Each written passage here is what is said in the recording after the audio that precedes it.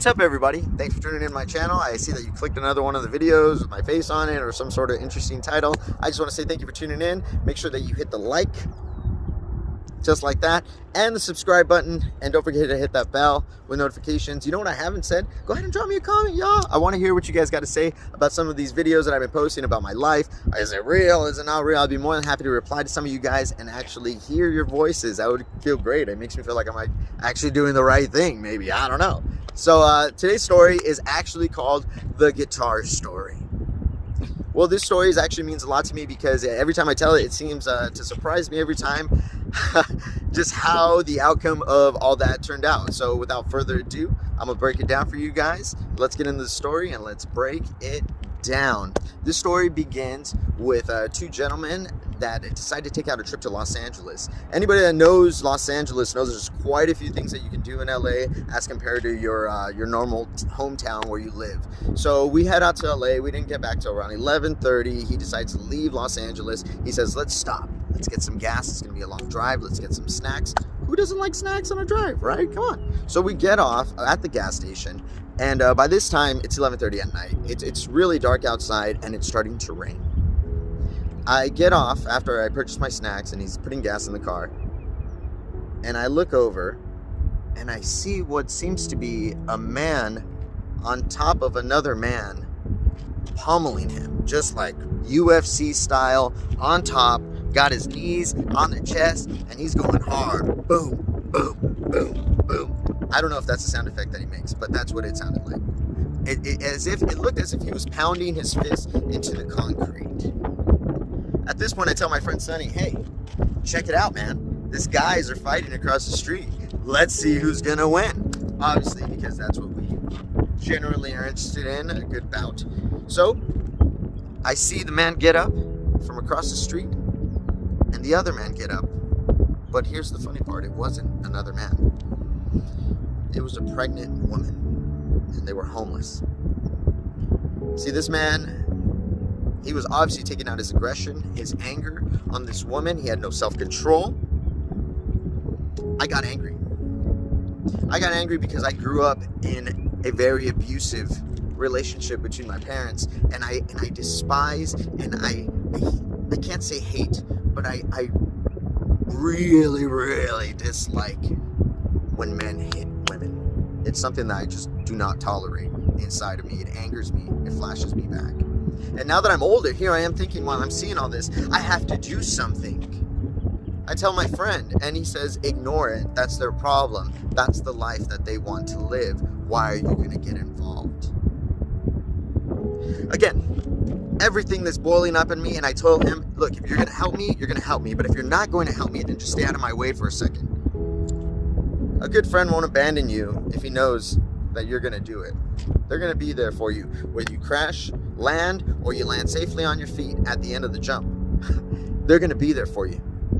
So he asked me, what do you want me to do? I said, give me your pack of cigarettes that you got right now and your lighter. And we slowly followed them in the automobile to what looked like a donut shop, and all of these other homeless people were around there, packed up with their tents and all of their belongings. The woman was bruised, bloody. She was wearing, I remember, what looked like a white top, but it was covered in spots of blood. Her nose must have been broken. It was bad. I see them from afar, maybe about 50, 60 feet away. I tell my friend, when you see me running, drive up as fast as you can and don't fail me, please. I trusted him. So, as I walk, I start to think of what David said as he walked towards Goliath. Because I knew in my mind I was not going to have a friendly conversation with somebody who was probably on drugs, somebody who was extremely irritable, possibly drunk, obviously physically violent. So I put away all fear that I had inside of myself, and I asked God to do whatever it is that he wanted to do inside of me, but to give me strength. I walked up to that man. His body was swaying side to side. Obviously, he was on some sort of substance. And anybody that knows when you're drunk or when you you're on a good one, to say the least, they crave tobacco, especially homeless people. I don't know many homeless people that don't smoke any cigarettes. So I offered him a cigarette from the box of my friends, and he took it. Part of the plan A. Gladly accepted it. He grabbed a cigarette, he put it in his lips to light it, swaying side to side. I asked him as he reached out to grab the cigarette, "What happened to your hands? Your hands are bruised, bloody, cut up. Did you punch the floor? Did you punch the wall?" He told me not to worry about anything and to mind my own business. As I looked over, I saw the woman who was teared up, trying to clean herself off with whatever belongings they had on that shopping cart. I looked at the man and I said, "Did you do that to her?" Again, he told me to mind my own bad word business. He asked me for a light. I pulled out the lighter and I knew in my heart that if there was any opportunity or if there was any chance, this was the time. This was not a time to put your hand on somebody and say, "In Jesus' name, I rebuke ya." Which I would have loved to have done had he had been open to that. But with people like that, there's no opportunity, no door. So I pulled out the lighter, I extended it into my hand.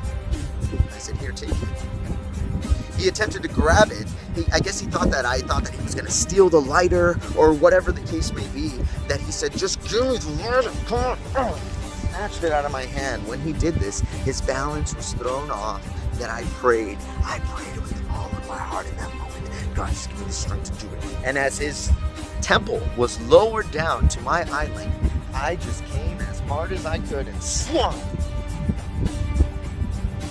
And he hit the ground hard. I told him to never, ever, ever lay his fingers on another woman again. And I grabbed his guitar, I showed it to him over his head, and I said, "You don't deserve this." And I walked away, and as I was walking, I noticed he got up and he's chasing me. I start to book it. Before I leave, I yell to the woman, "Run! Run as fast as you can! You're free!" I take off running, and I'm looking behind me, and he's catching up. For being a homeless guy who's drunk and heavily inebriated, he's got some chops in his speed. So he's coming after me. I look, there's nobody in sight. There's an empty Vaughn's parking lot, and I'm running. I got the guitar in my hand, and I'm thinking, "Where's Sonny? Where is Sonny?" And then lo and behold, Dukes of Hazzard style, pulls up, spins a tail on this truck, and tells me the classic line, "Get in." I was so excited. I threw the guitar in through the passenger window, dove head first with my legs hanging out of the truck, and we took off. I'm about like 5'3", maybe 5'4", 5'5" with a pair of Timberlands on, okay? I am not the tallest guy, but I am not the most fearful guy either. The only reason I'm telling you this story is because that guy that punched the homeless man, that was me. I wanted to share this story with somebody out there, with somebody that's possibly going through physical abuse in your relationship with your partner, or you're possibly the abuser in your relationship, or you're just a person who has extreme anger issues. I made this video today not only to give a little bit of hope to the people that are in these situations, but to let you know that there is still good people out there that are trying to do the right thing. And I wanted you listening to this right now, to know you're not alone. It may feel alone. It may feel embarrassing, having to cover up bruises, scars, emotional scars in your heart that you can't tell your friends at work, that your wife demeans you or belittles you with names for you, or that your husband gets angry that when he doesn't get his way or the outcome that he wants out of the argument, that it turns to pain. I'm here to tell that person that has extreme anger issues, that can't seem to control it. When they get mad, they just want to flow out with rage and revenge and hurt deeper and deeper until they get the win. until their W means more to them than anybody in the line of crossfire. That means the kids, that means the family members, that means your own self-esteem. I'm asking you out there to take a chance right now. I'm surrounded right here by valleys. Everywhere you look, there's another mountain, there's another valley. I purposely chose this place because sometimes it may feel like we're in a valley and that we're alone, that we're worth the abuse, that we deserve it for our shortcomings in life. That it's okay, they were just angry, they didn't mean it. And we make justifications for other people. When in reality, you're worth more than that. See, they say that God hates divorce. He does. He does. He hates to see a family broken away. But God hates abuse more than any of that. So if you're here right now and you're watching this video and you feel trapped and you feel alone and you feel scared, and this is the cherry on the top of the sundae, okay? This is the sign that you were waiting for. Should you leave or should you go? And this is that sign. I think it's time to go. I think enough is enough for somebody to say, you've had power over my life. I've given you all that I can give you. I've loved you in the most passionately, intentfully, and truly good-hearted, wholesome way that I can think of. But I can't keep allowing myself to feel this big. For people that have a different kind of a cup of tea, where let's say your partner or your spouse makes primarily most of the money, and you're always stuck at their mercy, constantly being reminded what they pay for, what's theirs, and it becomes less of a relationship and more of a competition. I think it's time for us to set some boundaries in your own life, for your own health, for your own safety, and especially if you have children. I think it's time to start new. Don't be the woman that's going to stick by that man's side long after he's abused her. Don't be that man that's going to be there just because of the kids, but will tolerate losing their identity and losing your passion, losing what puts a spark in your life. So this video is for you. Hopefully this touched a little bit inside of your heart. And I lastly just want to leave you with a couple scriptures, you guys. If you have your Bible, what I would suggest, I put these scriptures to you because I want you to just write them down. I want you to put them on your refrigerator, on your desktop with a little a memo pad, and just read it. Every day. When you feel tired, read it. When you feel lonely, read it. When you feel just so overwhelmed with stress, just read it. And learn your value, learn your worth, over and over, and renew your mind every day, because that's what God's called us to do, to renew our minds. The first one that I'm going to give you is Isaiah 1:17, and it says, learn to do good. It says, seek justice, reprove the ruthless, defend the orphan, and plead for the widow. So I'm telling you right now, learn to do good. And if you are one of those people that realizes through this video, I need to get some help, because believe me, there's a lot more to lose with your anger not being addressed than there is to gain. You want to have true love. You want to be able to love yourself. And most of the time when we hold this hatred in our hearts, it's because we hold unforgiveness towards somebody.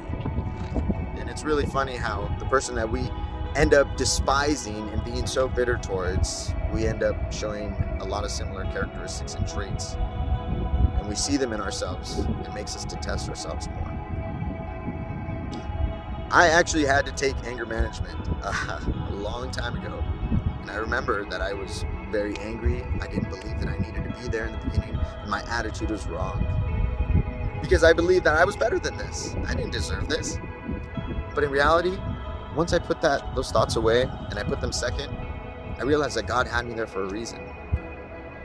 And so if you're in a bad situation, or if you're that guy that just says, I don't need to go, if you're that woman that says, I'm perfect the way I am, but you keep seeing the same issues arise in the same format, but a different day, I'm trying to reach out to you. So, with that being said, get some help. Call your local therapist, set up a session. There's people that do these things for free. Go and get involved in your local church. Talk to a friend. Tell somebody. And as embarrassing and scary as it'll be that they're going to judge you, you're going to feel so much better once you've just released these inner demons that you got. It's time to be free. Jesus came to die for your freedom. And he says, he who is set free is free indeed. That's the exclamation point. There's no kinda. You are free. So I just want to tell you guys, thanks for tuning in. I appreciate all the love. I appreciate the subscriptions. Even if I got like only 4 views, I'm just thankful for those 4 people that watch this video. Again, subscribe to me on Instagram for a little bit of motivation, a little bit of You know, I don't know what is, but it's my favorite thing around 3 o'clock every day. A little bit of All right. I'm going to let you guys go now. Thank you for sticking around to the end of the video. Follow me on Instagram at, what is it? The Miraculous Life _PZ, Mike PZ. All right. The Miraculous Life _ Mike PZ. I'm going to get it right one day. One day I'm going to get that right. I swear to goodness. Till then, I'm going to go find myself a little cappuccino because I like to feel like I'm a giant with the little cups in my hand. Have a great day, you guys. Bye-bye. God bless.